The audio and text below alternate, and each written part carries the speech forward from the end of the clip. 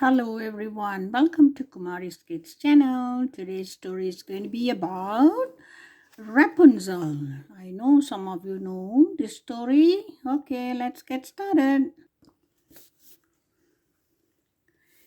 Once upon a time, there was a magical kingdom ruled by a good queen and a kind king. They were happy until the queen became very sick. The king had heard of a flower with healing powers and sent his guards to dig it up. Unfortunately, the flowers belonged to a wicked woman named Mother Gothel. Losing the flower made Mother Gothel furious, so when the king and queen had a baby, she stole the child away. Mother Gothel hid the girl, Rapunzel, in a secret tower for almost 18 years. It turned out that Rapunzel's hair, which was magnificently long and the same healing powers as the flower. Mother Gothel used to keep herself young and never told the girl she wasn't really her mother. The queen and king never forgot their lost princess. Each year on her birthday, they sent lanterns floating through the night sky. Rapunzel didn't know that floating lights she saw from her window were lanterns. But her dearest wish was to see the lights up close. Not just from my window, she said, but Mother Gothel wouldn't let her go. She needed Rapunzel's magic in order to stay young. Instead, she told Rapunzel that the world outside was scary place, too dangerous for her. Trust me, Pat, she said. Mother knows the best.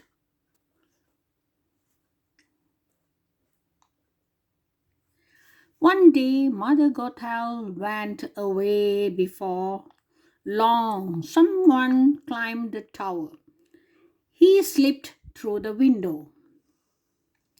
And bang! Rapunzel knocked him out with a frying pan. The man, Flynn Reader, was a thief on the run from the palace guards. Rapunzel searched his bag. Inside was a stolen crown. She tried it on. Rapunzel knew this was her only chance to see the floating lights. Flynn could be her guide outside the tower. When Flynn woke up, she offered him a deal. Deal? Flynn asked. He was still dazed from the frying pan. Rapunzel showed him a painting of the lights. Take me to these, she said. Flynn shook his head. No, can do. He did not want to go to the city. He was trying to hide from the Stabbington brothers, two thieves he had been in business with. The palace guards were also still chasing Flynn.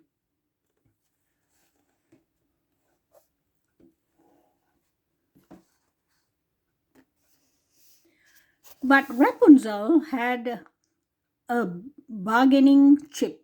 The crown, she'd written it only if Flynn helped her.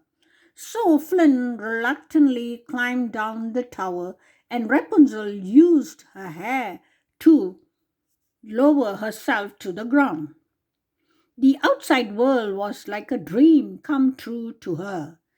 She'd never run through grass before, or climbed a tree, or sat in a field of flowers.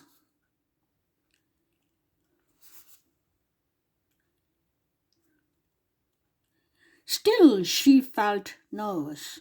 Mother Gothel had said the outside world was scary, and Mother Gothel couldn't lie, would she?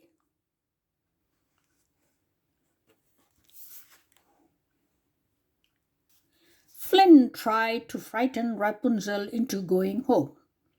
He took her to the scariest place he knew. The snuggly duckling, it was a tavern full of thugs. The thugs glared at Rapunzel, but when she sang about her dream of seeing the lanterns, they all became friends. The men even showed Rapunzel and Flynn a secret passage out of the tavern, just in time too. The palace guards had tracked down Flynn and his stolen crown. As they were escaping, Flynn heard his hand on a sharp rock. That night, Rapunzel wrapped her hair around it, and his hands were healed. Flynn was amazed, so Rapunzel explained about her magical hair. But once it's cut, she said it loses its power. They sat close together by the campfire. Flynn was starting to fall for Rapunzel, and Rapunzel liked Flynn a lot too. But could she trust him?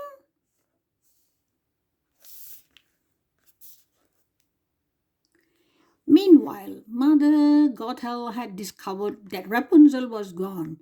She began to search for her.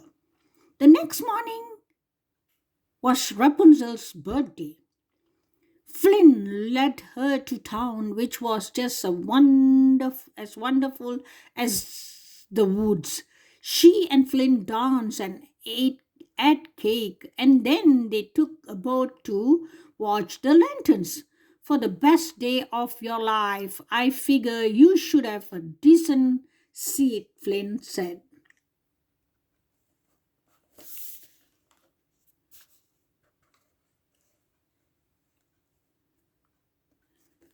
Till sorry, twilight came and glowing lanterns filled the sky. Rapunzel was so excited to see the lights that she almost tipped the boat over. I have something for you too, she told Flynn. She handed him the crown. She finally trusted him. Flynn knew what he had to do.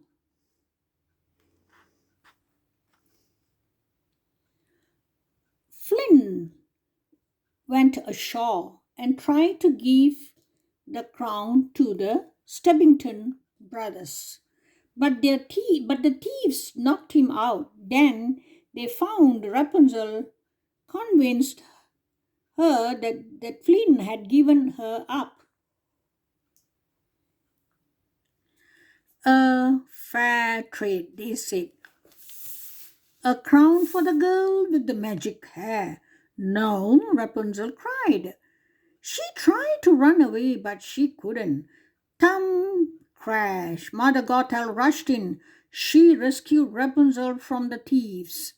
She didn't tell Rapunzel. She told the brothers to try to capture her in the first place.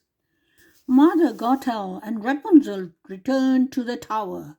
But Rapunzel couldn't stop thinking of everything she'd seen suddenly. All the pieces fell into place. I'm the lost princess, she realized. Mother Gothel froze. It was you, Rapunzel, said bitterly.